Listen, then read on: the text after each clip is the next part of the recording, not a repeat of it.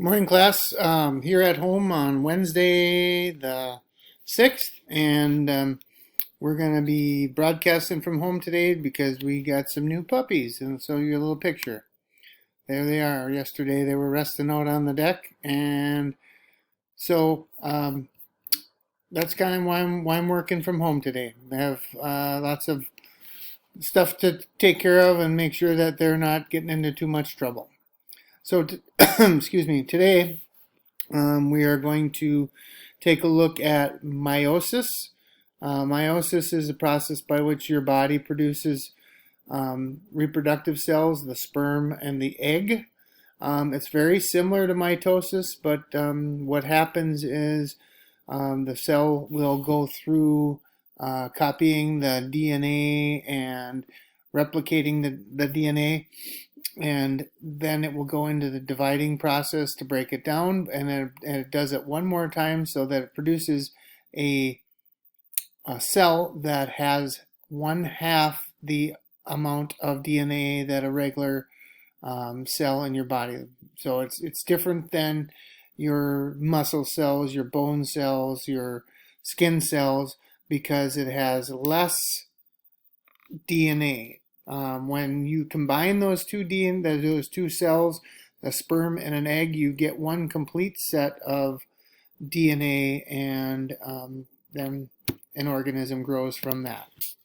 So we're going to switch over to the the book, and in the book has a um, it has a little diagram model that walks us through, and I'm going to walk you through that and how it's different than mitosis. Like I said before, it's like mitosis, but you go through it twice. So we're starting right here with the first step or phase of meiosis is prophase, just like in mitosis, except there's a 1 after it. Here we've doubled the complete set of the chromosomes. We still have a nuclear envelope. We still have centromeres, and the spindle fibers are starting to form. As we move to metaphase, the nuclear envelope or nuclear membrane disappears. Again, just like in mitosis, the chromosomes, chromatids, line up at the middle of the cell. The spindle fibers attach and get ready to separate. In anaphase, just like in mitosis, they pull apart, they start moving to opposite ends. You'll notice there that we have now one complete set of DNA in this cell and one complete set of DNA in this cell. Eventually, they will pinch off in telophase and cytokinesis and break up into two separate cells. The process is not done yet. It continues to move on to meiosis 2, which is on the next page.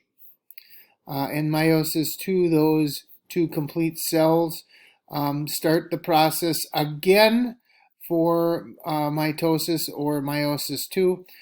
We go through prophase 2 again. The membranes form, the centromeres are there, the spindle fibers are there. In metaphase, we have the nuclear envelope disappearing and the chromosomes line up in the middle.